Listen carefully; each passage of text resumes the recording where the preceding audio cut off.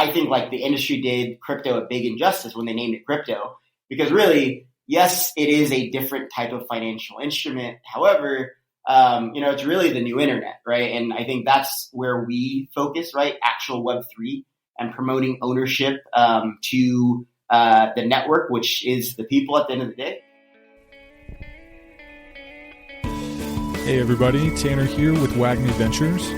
On today's podcast, we have Aaron Rafferty and Martin Sims, co-founders of StandardDAO. For anyone who's new, this is the WAGMI Ventures podcast where we do company snapshots with interesting founders from across Web3. Check out wagmiventures.io to learn more about the syndicate beyond the podcast. But for now, let's get into it with Aaron and Martin from StandardDAO.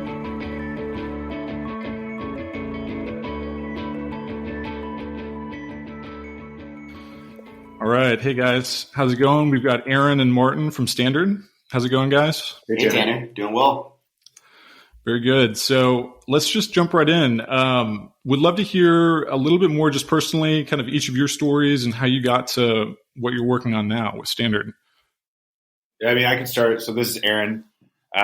So my background actually was more in the digital therapeutic space, specifically research on preventative healthcare measures for technology-based approaches to solving, people's really lifelong diseases and things like that. And what it came down to, and what I was finding in all the research, doing randomized controlled trials or whatever it was, the implications were that people were typically not having access to proper funding or proper medical treatments or just proper prevention. But always funding was at the core of it. So crypto and, having a decentralized access to financial tools, instruments, all of that, it's been something that's reigned true with me for a long time.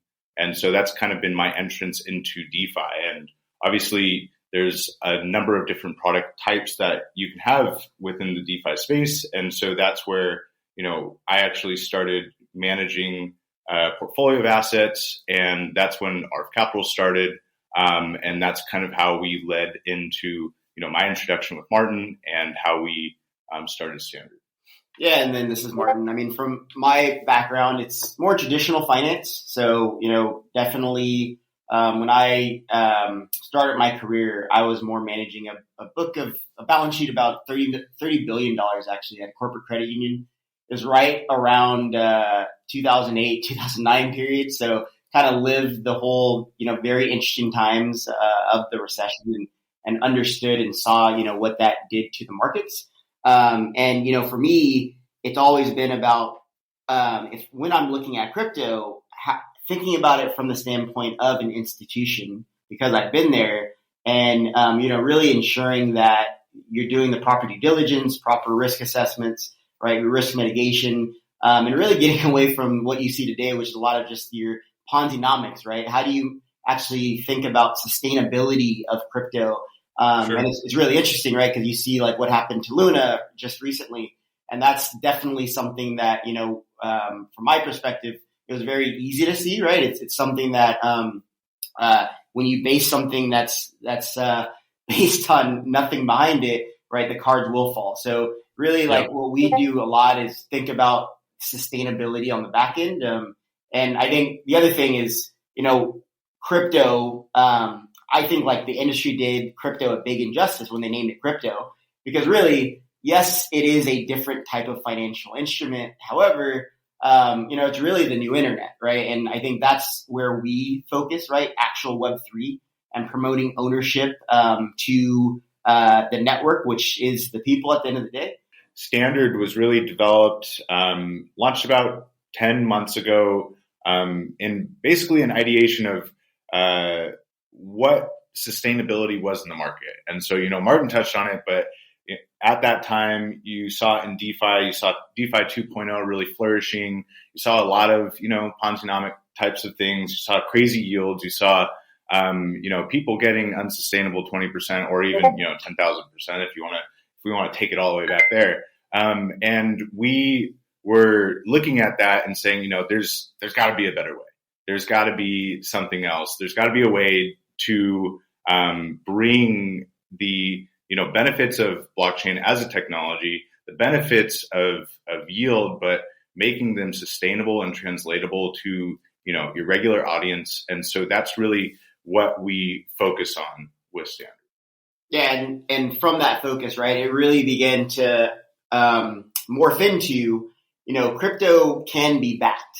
And when you think about that, there is a plethora of things that it can be backed by, right? It can be backed by Ethereum, like the digital assets, but it could also be backed by tangibility. It could be backed by real estate and things along those lines. And so, our thesis really starts there on, if you're gonna really consume, not a true blockchain, right? A layer one like Ethereum that has true use case around the utility of validation on the blockchain.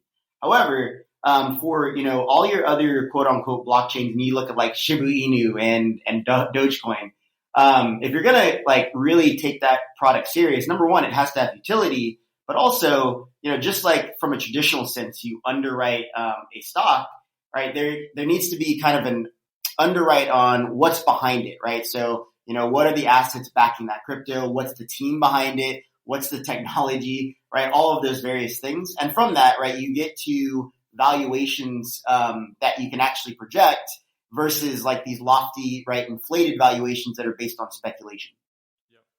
Yeah, and I mean, so the thing that we focus on, Martin's touching on the asset side of what you can back crypto by, but then two, what we see as being one of the probably even more impactful than the assets themselves is actually the communities, right?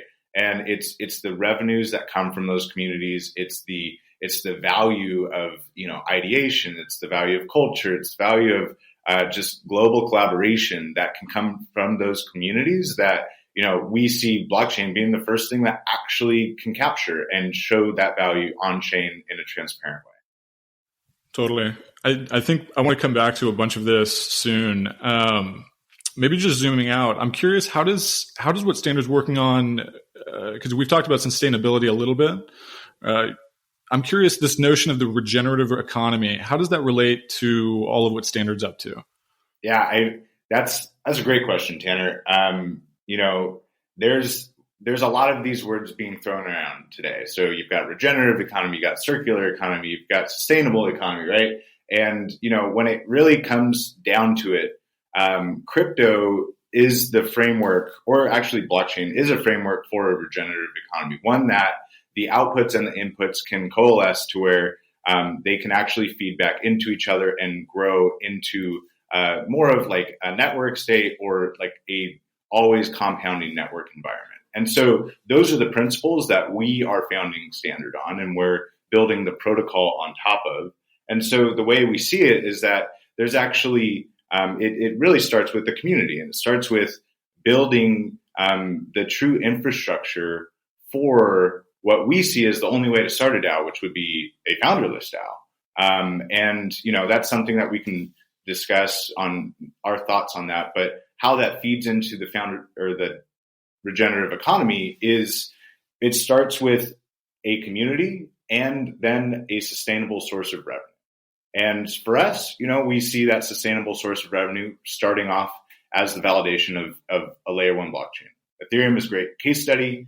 Ethereum, you see 10 billion in fees in the last 365 days. So that's clearly something that has use. It has utility. There's thousands of projects launched on it. There's hundreds of millions of transactions over the year. But what is it really?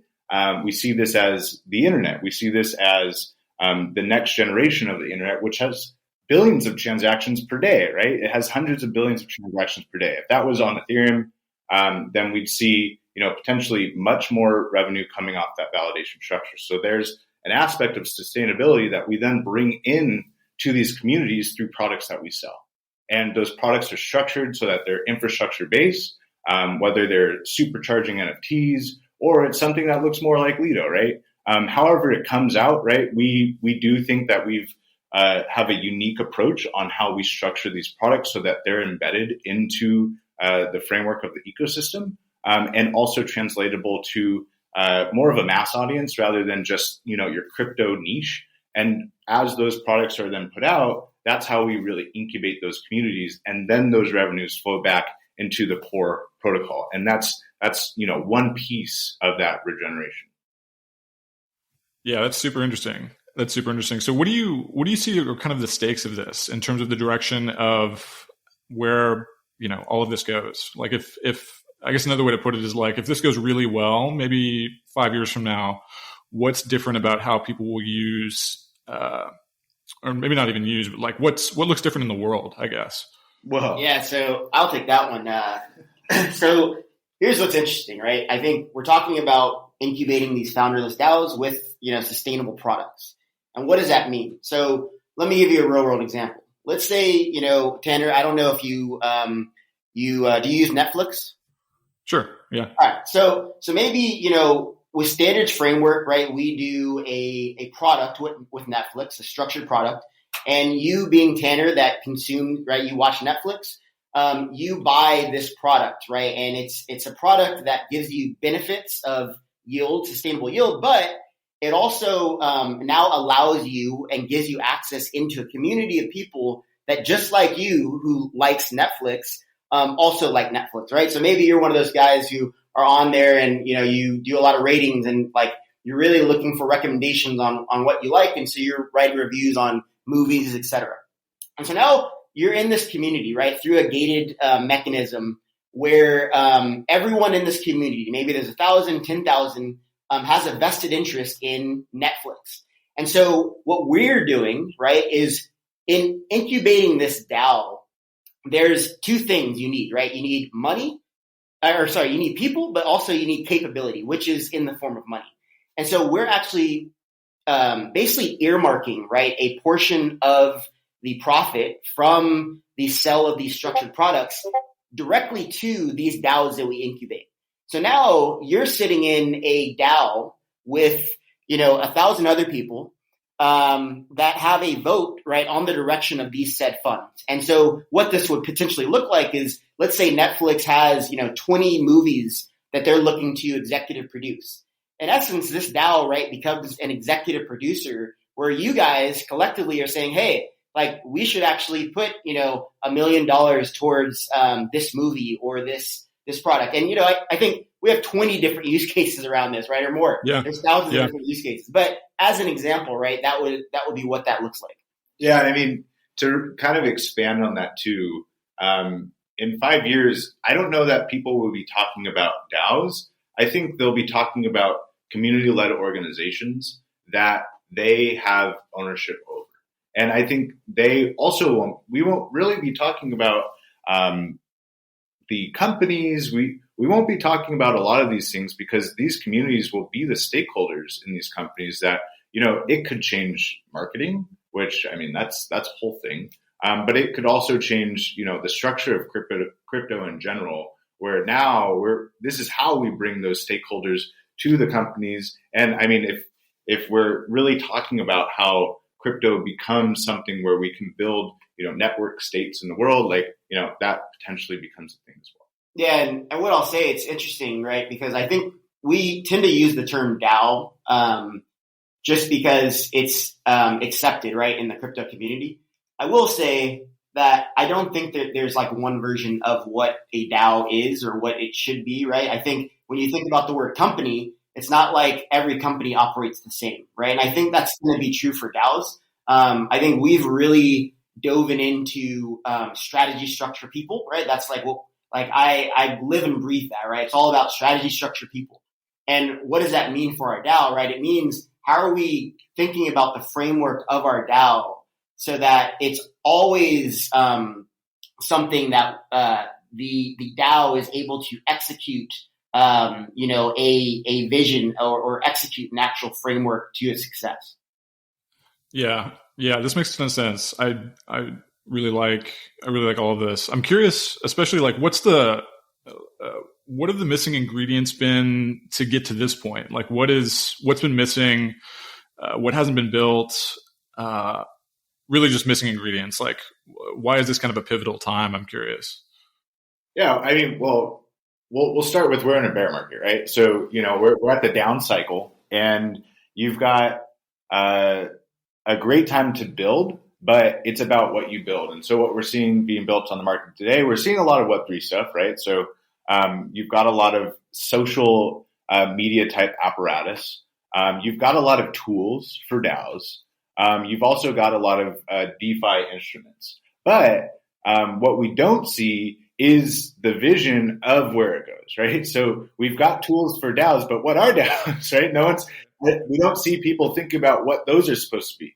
We don't see people thinking about where and how they actually integrate with companies. We saw actually Tiffany's just sold out their NFTs, which were, they sold for 12.5 million, and it was 250 NFTs, and there were representations of those pendants, and that's cool, right? But what do those pendants do? So those pendants are now a store of value that are connected to an NFT. Like, great, but what does it actually do? How does it actually impact the company other than that revenue right there? Right? There's a lot of things that haven't really been thought through yet. Yeah, and I think kind of the question that you pose is more of like, why now, right? And I think COVID did some interesting things to the world, right? And one of those things was it promoted much more of a remote environment, obviously, where like right now in our DAO, right, of about 1,800 members, we have a large global impact, right, from people all across the world, that it's very interesting because, they now have an opportunity to really do something that they weren't able to do before, and it's accepted now, right? Like you look at a lot of your companies, a lot of them have gone remote. And so I think when you think about that and what we're talking about with the aspect of founderless DAOs, it really becomes, right, the incubation of, if you want change or you want to do something in general, there would be a mechanism to actually do that, right? And so that's kind of the power of communities. I think we've seen that already. But yeah. Yeah. And, to add one more piece to that, this isn't, notwithstanding the implications of the entire global economy today, we have companies that, dramatic drops in FANG stocks, right? You've got the NASDAQ, huge dumps from its highs back in, the COVID era per se. And what we're seeing, we have all these mass layoffs. We have just tenured, disdain. If you look at the U.S. political environment, it's crazy right now. And there's just division across every spectrum of our world. And there's also uncertainty. And so what we're seeing of, that question of why now, it's really about how do you connect people? How do you show people that there is a sustainable framework, but that's also transparent, that's coming from a place of truth, right? That's a huge point that blockchain enables us to bring to people. And it also enables those connections that now we can align not only on the fundamental truths, but we can align on value, we can align on culture, we can align on regions, and it is in that way. Yeah, and I think, we don't like to think of ourselves as a crypto company, right? Like, I do think right now there isn't the infrastructure yet built that, you can look at this space as something mature, obviously. But eventually, right, you're not even going to be thinking about, am I consuming crypto? Am I using crypto? Am I using the blockchain right now, right? It's just going to be an everyday way of our life. Just like if you look back 20 years ago, 1994, the internet came out and it was like, what is the internet? Now you don't ask, right, when you're on your phone, am I using the internet? You just are, right? Sure. And so I think what we like to think about a lot is when I say we're not a blockchain company, right, it's like, what is truly the thing that we're trying to solve? And regardless of whether it's blockchain or something else, that's what we focus on. And it just so happens that this capability that we're referring to where, putting 10,000 people that don't know each other in one place to do something productive in a certain environment, it is something, right, that blockchain does allow us to do. Yep, definitely. So who are you, just thus far, who are you finding is most interested in StandardDAO?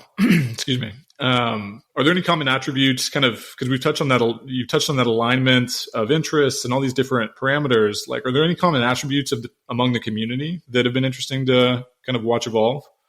Yeah, I mean, so, from a values perspective, there's components of this that hit the customer level, the retail level, from a, I want to change the world type perspective. There's also components of this that hit institutions, and, it's backed with the treasury. It's backed with, sustainable revenues that come from these communities that are launched. And there are proper gatings between each, kind of section, let's call them sections of this ecosystem that enable a very, unique institutional product. Let's just say that. And for those that are interested in that, that's actually how we've been able to bring on some core advisors, specifically, folks from the PE space, the venture space, and also folks from the regulatory space. And, they see the vision of where this goes, and also the implication it has for the U.S. environment, but then also the global, that global climate. And, from the retail side, what we're finding is interesting is that, there isn't this understanding of DAOs yet, and especially how DAOs really should be created. And that's when, even when we get on the call with DAO founders, they're leaning in. How do you create a founderless DAO? I don't want to be founder of this thing. Yeah, totally. And that's really interesting, because we see that there's not enough focus on structured products, which that is coming, right? That is the next phase of this whole thing. But structured products that are geared towards the next wave of adoption for crypto, which is not the crypto DeFi junkie, right? It's not the DGen, right? It's my mom. It's the school teacher. It's the person that just wants to come in and communicate with other people, but then also share value. Totally. Curious about traction, really. I had heard of Standard before Paul had introduced us, and just curious more about what's been exciting in terms of momentum. What's been showing you this is really going to work. This is really taking off. Yeah, that's a that's a great one, right? Because when you start something, and whether it's finding product market fit or just finding people that also believe in that vision, right? When we started Standard, we did have this vision that definitely expanded as our community expanded. And the more people that came in and shared their ideas, and honestly too, the more people that came into the community and shared so much value, right? We have people that have invested in us so far, that have no idea what crypto is, truly. And that's exactly what we want. And that's why we've gone out to, that type of investor as well. Because our job is really to translate the value that blockchain provides to everyone. And if we could do that from the investor level, then we can do that to the community level, and we can do that to every other level. And so as these community members that come in are just providing so much value just on the auspice of having a better understanding of what the space can provide, having a better understanding of how they can provide value to the space, it's a really interesting formula that when we show our investors what is happening with this, they're just awestruck, because you're having tens of thousands of layoffs right now that you can't keep an employee in a normal company, because it's not providing that value of where it goes. So bits of traction there. We're super pumped every time we get new community members in, and we've got, Martin said it, we've got about 1,800 people, and we're still pre-launch of the protocol, and we have people that are extremely in alignment to the vision of what we're doing and what we're building. We've been, fortunate enough to find a number of, community members that wanted to invest in our early kind of pre-seed that we gave out to the community so far. And we've got a bunch of traction with institutions so far. And, I think come September, October, when Q4 rolls around, we're going to be seeing a lot of, capital start to flow to this type of an apparatus as people start to understand more of what the limitations of today's DAOs are and the implications of, the future DAOs. And I think one thing that we did early on, right? First things is we had to get like really good advisors, right? And so we've gone out and, there's probably maybe too many advisors, but I don't think you can have too many advisors, right? We went out and we have about 24 advisors, all from different industries. But some, very significant ones that have provided us some great feedback. And so when you think about traction, like Dina Rochkine, actually, she's with Paul Hastings. One of the things that she gave to us was, we really need to be thought leaders on the regulatory landscape of the space as well. And so, how do you do that, right? And really it just revolves a lot of research, right? A lot of writing, a lot of just digging in and, figuring out how to have a voice and cut through into the space so that we're thinking about this in the right way. And so, really what we did is through our community and with our community, we have devised, right, a mechanism where the community is helping to crowdsource the writing of this like regulatory playbook. And it's been amazing, right? Because it covers, everything from CBDCs to the Howey tests and right, what you need to think and how you need to think about it from a securities perspective. And so that's been, a really big feat for us that we've gained a lot of traction around. And just a lot of people are learning a lot. And so it's been really good to see because a lot of people are getting a lot of value right out of our DAO outside of just monetarily. Yep. Super interesting. So maybe one last question here. I mean, you guys have mentioned both kind of this founderless DAO idea. My last question is kind of it's kind of one I ask everyone, where just any advice for others building in the Web3 space, founder or not, anyone building, like especially in a bear market, what advice do you feel like you might want to kind of pass along for others? Yeah, I'll start with that, Tanner. When it comes to building Web3, it's really important to shut out what everyone else is doing.